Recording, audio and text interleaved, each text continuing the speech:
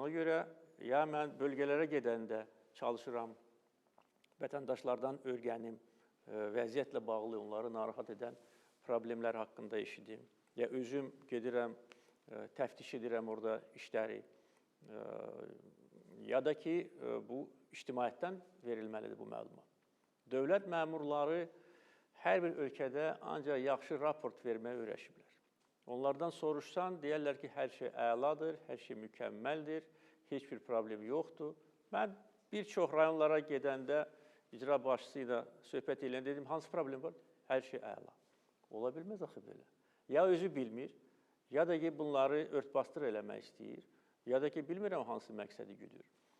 Ona görə mənim kameralar qarşısında yeni təyin edilmiş icra başçılarına dediyim sözlər onlara verilən ən ciddi tapşırıqdır və onlar bu tapşırığı yerinə yetirməlidirlər.